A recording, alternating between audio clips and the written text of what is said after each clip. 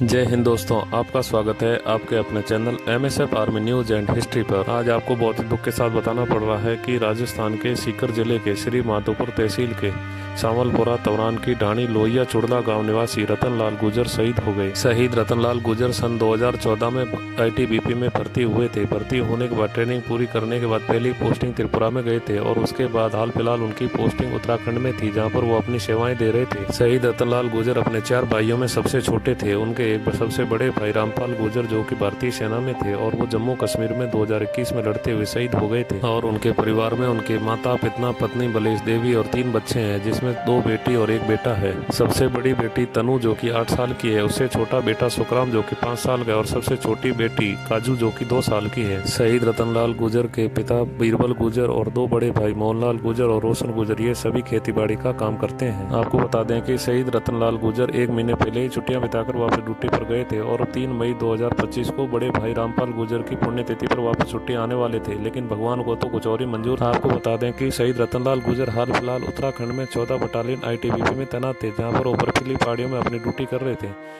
कुछ दिन पहले ही बर्फीली पहाड़ियों में पेट्रोलिंग के दौरान उनको अचानक से सांस में दिक्कत आई और बेहोश होने लगे, तो साथियों ने तुरंत ही फर्स्ट एड दिया और सैन्य अधिकारियों ने तुरंत हेली बुलाया और हेली से उनको तुरंत डाउन करके नीचे MH में भेज दिया गया। मिलिट्री हॉस्पिटल में डॉक्टरों ने खूब बचाने की कोशिश की, लेकिन इलाज के दौरान उन्होंने दम तोड़ दिया और देश के लिए शहीद हो गए। शहीद होने से 2 घंटे पहले ही परिजनों से सुबह 7 बजे बात की थी और बताया था कि मैं मिशन पर जा रहा हूं, 2 दिन बाद दोबारा से बात होगी। जैसे ही रतनलाल गुजर के शहीद होने की सूचना उनके परिजनों को मिली तो परिजनों का रो रो कर बुरा हाल हो रहा था और पूरे गाँव में शोक की लहर दौड़ पड़ी। शहीद जवान रतनलाल गुजर का पार्थिव देह शरीर सेना के हेलीकॉप्टर से जयपुर लाया गया और जयपुर के सेना के एम्बुलेंस से पार्थिव देह शरीर को अजीतगढ़ थाने लाया गया, जहां पर देर रात वहीं पर रखा गया और शुक्रवार को सुबह सेना के फूलों से सैन्य वाहन से पार्थिव देह शरीर को उनके पैतृक गांव के लिए रवाना किया गया। गांव के युवाओं को जैसे ही सूचना मिली तो गांव के युवाओं ने शुक्रवार को सुबह अजीतगढ़ से लेकर उनके पैतृक गांव तक तिरंगा यात्रा निकालकर शहीद को श्रद्धांजलि दी। शहीद का पार्थिव देह शरीर उनके पैतृक गांव पहुंचने के बाद अंतिम दर्शन के लिए उनके घर के आंगन में रखा गया, जहां पर उनकी मां और पत्नी देख देख कर बेहोश हो रही थी। अंतिम दर्शन हो जाने के बाद पार्थिव देह शरीर को गांव के ही मोक्षधाम ले जाया गया, जहां पर सैन्य टुकड़ी द्वारा गार्ड ऑफ ऑनर देकर सैन्य सम्मान के साथ अंतिम संस्कार किया गया।